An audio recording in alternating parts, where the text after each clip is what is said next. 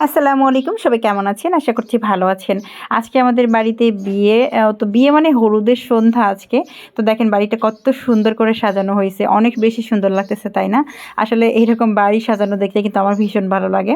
তো যাই হোক, আমাদের বাসাতে হচ্ছে পাশের ফ্ল্যাটে একটা ভাইয়ার হচ্ছে বিয়ে, মানে আজকে হচ্ছে হলুদ সন্ধ্যা। তো এটা হচ্ছে রাতের ভিডিও, মানে রাত ৮টার পর আরকি। তো হলুদ সন্ধ্যা এদের হচ্ছে রাতের বেলা হয়। আগে বলে রাখি, এরা কিন্তু হিন্দু, আর হিন্দুদের বেশিরভাগই আমি দেখি যে রাতের বেলা তারা অনুষ্ঠান করতে বেশি পছন্দ করে। তো এই তো বাড়িটা সুন্দর করে সাজানো হয়েছে, আমি বাড়িটা দেখিয়ে দিলাম।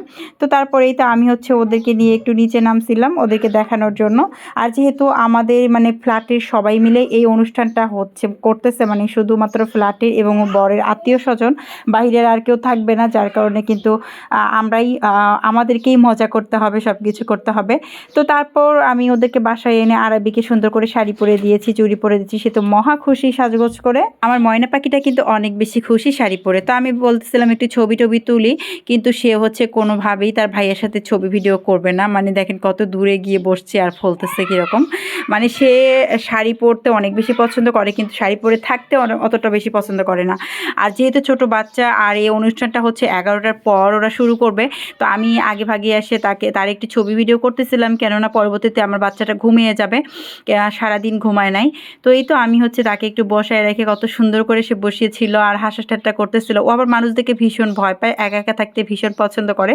মানে ওকে একা একা রাখবেন, সে খুব ভালো থাকবে, অতিরিক্ত মানুষ দেখলেই ভয় পায়। তো এখানে সব বাচ্চা, আমাদের ফ্ল্যাটের যতগুলো বাচ্চা ছিল সবাই কিন্তু অনেক সুন্দর করে সেজেছে, দেখেন কত সুন্দর লাগছে সবাইকে, মাশাল্লাহ মাশাল্লাহ। আর সবাইকে অনেক বেশি মানে কিউট লাগতেছিল, আর হচ্ছে অনেক বড় লাগতেছিল শাড়ি পরে। আসলে বাচ্চাদের এই আনন্দগুলো দেখতে অনেক বেশি ভালো লাগে।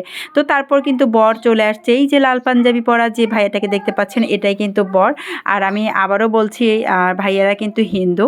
যেহেতু আমরা সবাই একসাথে থাকি, তো সবাই মিলেমিশে আসলে সবগুলো মজা করার চেষ্টা করি। তো তারপর হচ্ছে এখানে বরের হচ্ছে বোন আর দুলাভাই এন্ট্রি নিচ্ছিল, মানে সবাই সব কিছু নিয়ে আসতেছিল। এগুলো হচ্ছে ওদের আত্মীয় স্বজন, মানে পরিবারের সদস্য আর কি।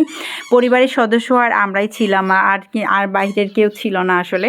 তো এখানে হচ্ছে সব কিছু সুন্দর করে সাজানো হয়েছিল, মানে যতটুকু আইটেম আর কি সুন্দর করে সাজানো হয়েছে। আর পাশে হচ্ছে এগুলো বরের আত্মীয় স্বজন, এবং বরের মাও কিন্তু ছিল। বরের মাও অনেক বেশি ভেঙে পড়তেছিল, মানে কান্নাকাটি করতেছিল একটু। তো যাই হোক, এখানে রজব তো ভীষণ এনজয় করছে। আমি ওর ছবি তুলতে পারিনি, কেননা ও হচ্ছে অনেক বেশি দৌড়াঝাঁপা লাপালাপি এগুলো করছে। তো যাই হোক, আমি কিন্তু বেশিক্ষণ থাকতে পারি নাই, কেননা আমার বাবু হচ্ছে ঘুমায়ে গেছিলো, আমি তারপরে চলে আসছি। তো আসার সময় আমাদেরকে অনেকগুলো প্যাকেট দিছিল, মানে বিরিয়ানির প্যাকেট।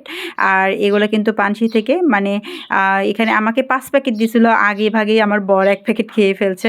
তো যাই হোক, এখানে সুন্দর করে আমি সবগুলো ঢালতেছিলাম, যদিও এগুলো আমরা এখন খেতে পারবো না, কেননা আমাদের পেট অলরেডি ভরা ছিল। তো এগুলো হচ্ছে রেখে দিব, এটা আমরা সেহেরির সময় খাবো ইনশাল্লাহ। তো যাই হোক, সবগুলো বিরিয়ানি আমি ঢেলে নিচ্ছিলাম। এখানে কিন্তু ডিম ছিল, সাথে হচ্ছে একটা করে রোস্ট ছিল। আর সবগুলো খাবার আসলে মানে একসাথে দেওয়ার কারণে সবগুলো মিক্সড হয়ে গেছে। তো এই তো আজকের খাবার দাবার এগুলোই, এবং সন্ধ্যার হলুদ সন্ধ্যা কিন্তু এগুলোই ছিল। পাশে বিয়ের যে অনুষ্ঠান, সেগুলো হয়তো বা আমরা দেখাতে পারবো না, কেননা বিয়ে বাড়িতে আমরা যেতে পারবো না, আমরা তো রোজা থাকবো। তবে বউ ভাতের অনুষ্ঠান শেয়ার করবো আপনাদের সাথে।